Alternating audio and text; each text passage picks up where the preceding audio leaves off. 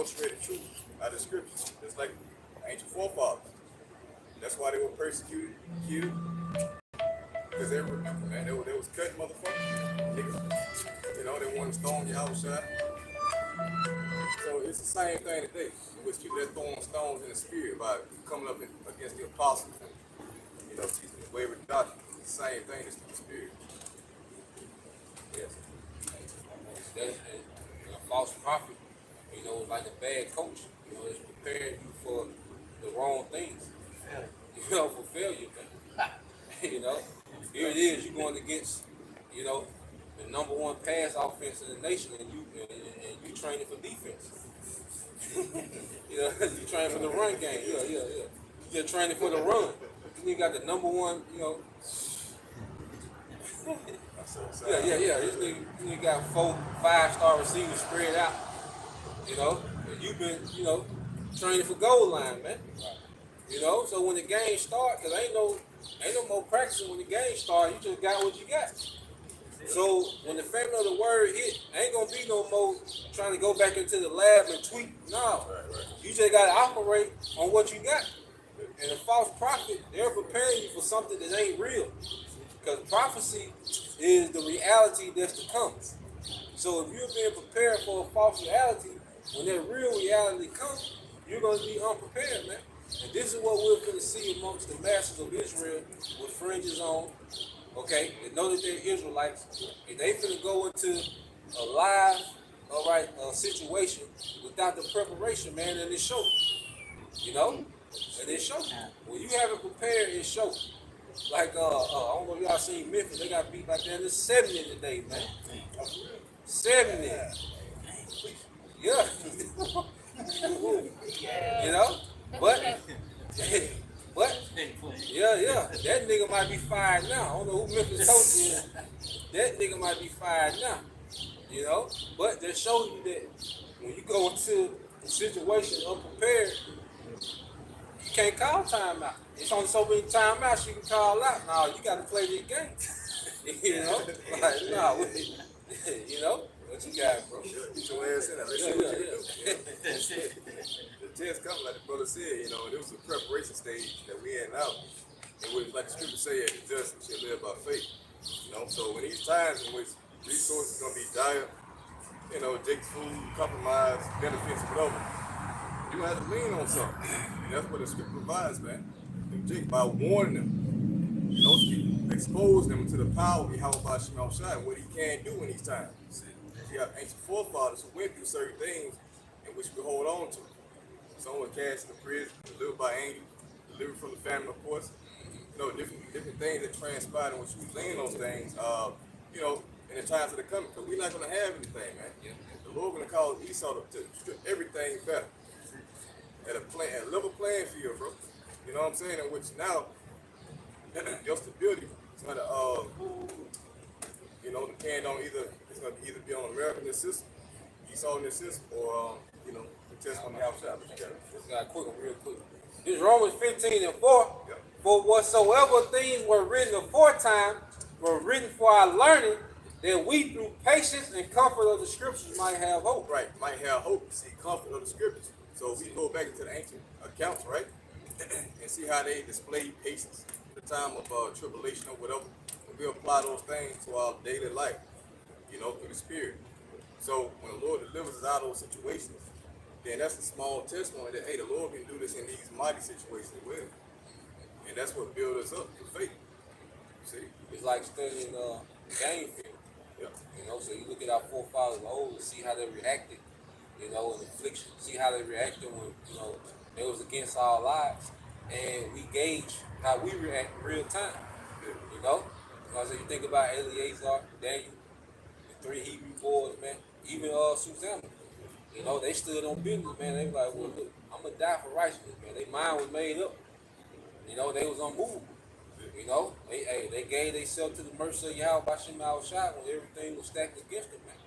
So just like the brother said, man, we're being prepped, to have that same, reaction, in real time, And if you're not being in tune, because if you're not studying the game field, man, you're going to be okay, you're not gonna have nothing to draw from. How y'all doing? How you doing, man? Very good. You know, you're not gonna have nothing to draw from when the greed goes down, man. And this, yeah, this word ain't in you. When the greed goes down, you're not gonna have nothing to draw from. You know, and you're gonna be out there naked, man. Cause ain't nothing like not having no answer. You know, but like I said, I used to coach Little League, man, and I done been on both sides of a blowout, man. And you getting your ass tore out the frame, that game long as a motherfucker.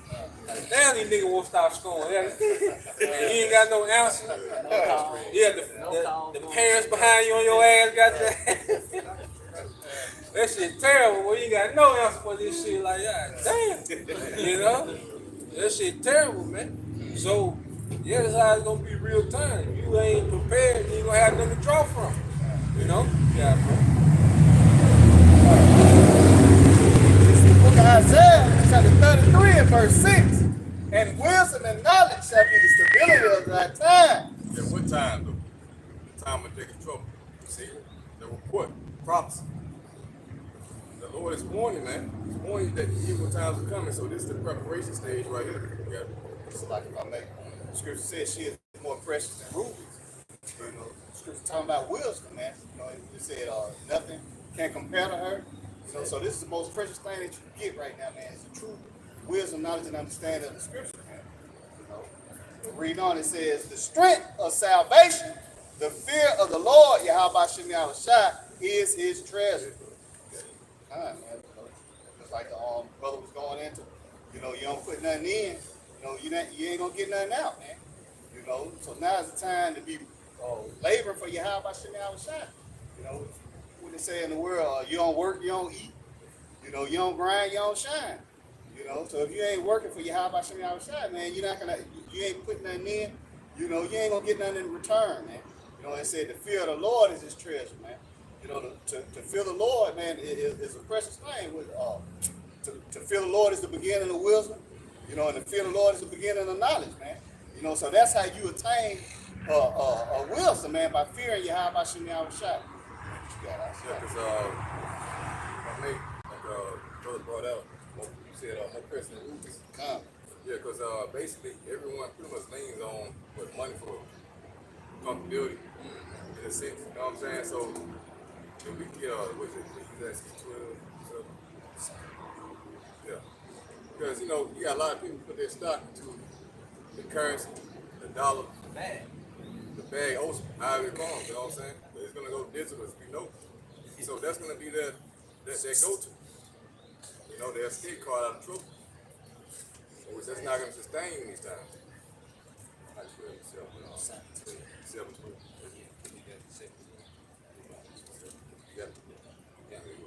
Yeah, this is Ecclesiastes 7 and verse 12. It says, for wisdom is a defense, and money is a defense. Right, wisdom and money is a defense. Got it? But the excellency of knowledge is that wisdom giveth life to them that have it. Give it life to them that have what? Wisdom, man. Okay, so yeah, you need money to sustain yourself as far as paying your monthly rent or whatever, your mortgage, overhead, right? We need money to survive, but at the same time, we understand that there's a time period coming in which, like the brother mentioned, blackouts. Everything that you know, have to pay money for to get is not going to be available. So then, now, the only thing that you have that's going to give value unto you are the scriptures. That's a treasure right there, you see? You gotta fall back on your training. That's it. So the scriptures say, well, we have to be as little children coming into this thing. And the scriptures say what? Train up a child in the way that he should go, and when he is older, he should not depart. So we're being trained up now. See, we're being put in real-time situations to where we have to apply this wisdom real time. You know? And it's training us to fall back on this wisdom when we get in the jail. You know? Like day to day. The way we handle our co-workers, our women, our family, guess what? We're handling them according to the scriptures. When things get intense, well, we got to apply the wisdom and the precepts of the scriptures. And that's training us to apply the scriptures when we get in more high intense situations. You know? So we can have some training to fall back on. So we're children being trained up on how to trust in Yahweh Shem outside. And if you haven't went through that training, like I say, you're going to feel horribly when, you know, this thing goes live, man. You see, because right now in the practice, you know, you can stop the play. You know, you can talk about it. You know, you can go back to your corner. You see, you can, because practice is like a controlled, you know, situation scenario. You know, even these guys that do special forces, you know, they go through simulations where they're controlled to where, you know, they might do something that they would have got put to death real time, and they're able to talk about it. But see, we come to the time when the simulation gonna be over and it's just gonna be live, man. And the things that you didn't work on in training, it's gonna be exposed, you know, real time. Yeah, like the scripture say, Kingdom City is a dangerous place to fall, something like that. Let me get that real quick. Like the brother said, like, yeah, in the practice round, you get to redo things and, you know, recalculate your movements. You made a mistake here, now you can go back and fix it. But once you actually put it into the game, you know, it's live. You know, we come to a time where the prophecy is going to be live, and one wrong move can get you cast off to the right and to the left. You know, to destruction. It ain't like no fucking game where you can restart and do it over again. No. Yeah, 2K up. Said in a dangerous place to fall. Anybody got this? Yeah, this is second Ezra 7 and verse 7. It says the inch, like verse 6. It says there is also another thing. A city is builded and set upon a broad field, and is full of all good things. Yeah, this is talking about the kingdom of heaven, which is full of all good things. Now, we have come to the conclusion by the report that, hey, this word has nothing to offer. The Lord is showing us something far greater and a whole new world, man. Not a new earth, but a new rulership in which the earth is going to be refreshed. We're going to be made immortals, right? And all your ills going to be basically done away with, but it's going to be peace evermore. All your heart's desires being fulfilled for eternity, you know? So that's a destination that we're going now. You see? You got it, brother. It says the inch thereof is narrow, and is set in a dangerous place to fall. Yeah, the dangerous place is talking about America. And the path is very narrow. You got to be focused on that path in order to continue. Yeah. Like as if there were a fire on the right hand and a deep water on the left. Right. It's like, and on the left, a deep water. On the left of deep water. So you got two paths of depth. And if you're not walking that fine line, you know, then you're going to go off the path into destruction. That's what the Lord's equating that unto. That's simply by you not continuing in the Lord's truth, man, in His word. You see? As you see these other camps doing, they're going off the path, heading to either the fire or the water. You see? Yeah, it says, and only one path between them both, even between the fire and the water, so small that there could, with one man, go there at once. And what that signifies is that you got to follow someone. You see? You got to follow someone who's leading and going in that same direction as you. If you see him continue on the path, you continue in his footsteps. That's why we got leaders set up, and with all the men, the elect men, are following that same example. The Apostle Hall is laying out right now that he learned from his elders. That's the standard right now. That's the path. So when people go off that path, they begin to mock, teach different things, mock the beast, saying they see him. You know, the heathen can be saved or whatever it may be. You know, sex on the Sabbath. These things will lead you off the path and into destruction. That's why you following these false teachers and pastors. You see?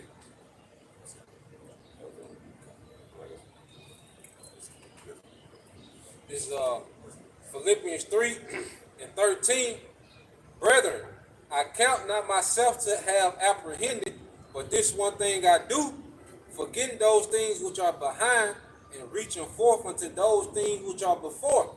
I press toward the mark for the prize of the high calling of the Most High in Yahushua HaMashiach. Yeah, so Paul had that laser focus, man. You know, on the kingdom.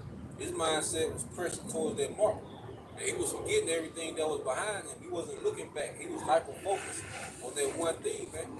You know, because even when you go into boxing, you know, you can be skilled, okay, but guess what? If your concentration ain't on point, you done. Because you can have a 1 second lapse. And you think about that chick you got lined up after the match. You think about this bitch for 1 second, man, that right hook on your ass, man. So it's a thing of staying focused throughout the fight. It's a mental game as much as it's a physical game, man. See, so the Lord is preparing our mental for these times, man. That's why we be in situations like, damn, this shit intense. Like, god damn, you know. It's a different type of intensity than anyone else experienced because the Lord is preparing our minds to stay locked in, man, with shit, getting chaotic around us, man. Like the Apostle Peter, he was cool with walking on water, but when he started focusing on the storm, he started to sink, So it's teaching us not to be so focused on the storm, but focus on the prize, man. So we can stay afloat. Yeah. It's 2 Timothy goes out. It's like, this is 2 Timothy chapter 2 and verse 3 in the NLT. It says, endure suffering along with me. Yep. As a good soldier of Hamashiach Yahushua. Yeah, endure suffering as a good soldier. See? Because our endurance is being built up. When we came into this faith, it was all about our endurance, man. Because the preparation for the war is always way longer than the war. Like Usain Bolt had a saying, he trained 4 years for a 9-second race, man. So we're being trained up on how to endure. You see? Go ahead. It says soldiers don't get tied up with the affairs of civilian life. Yeah, see, what means the world to these people don't mean nothing to us, man. Okay? To these people, things in this world mean everything, man. Okay? This means nothing to us, man, because we're soldiers on a mission.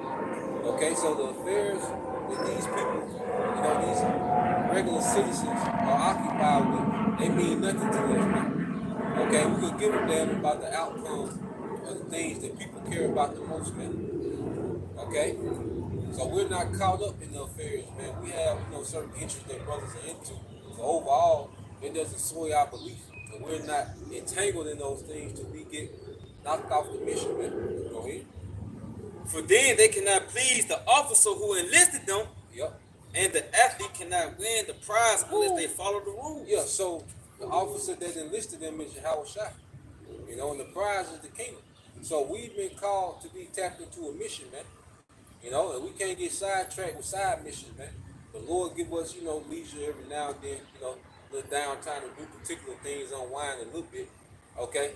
But we can't make that the main thing, okay? Everything is a side thing, and Yahushua is everything, man. And that's the mindset that we got to have, to really finish this mission, man. Every day it's about the mission of being conformed to Yahushua, man. Every day is another day to practice, the condition to endure Jacob's trouble, man.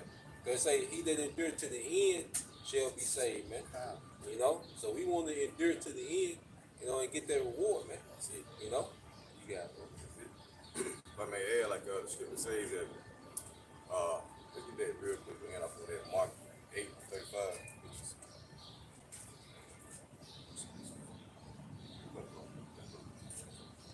Yeah, because basically, like the brother saying, like we don't care about the things of this world to where it affects us and takes us off the path. That's a sign that we are dead unto the world. And that's what's needed, for you to obtain salvation. So well, we got it. Go ahead, brother. Book of St. Mark, chapter 8 and verse 35. For whosoever will save his life shall lose it. Yeah, so you look to save your life by the cares of his life, and what you're clinging on to, ultimately you're going to do what? You're going to lose it in a time of the hour of temptation. You see, you're going to try to get your life back by taking the chip. Ultimately, you got it.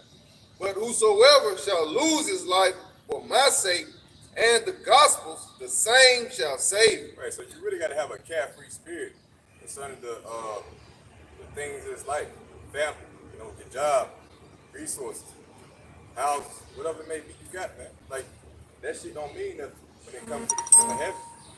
So that when the scripture says that we lay down our life as a living sacrifice, that means that we dead ourselves into this world to prepare for the kingdom of heaven. So that's how the elect gonna be able to endure these times during the hour of temptation, because they have departed from this life. And they're seeking a new one to come. See? So that was it on that. So with that, and Lord willing, y'all will edify. I want to end off by giving all praise on the glory and truth. Yahweh, Ba'ashem, Yahweh Shai, Ba'ashem, Rakakadash.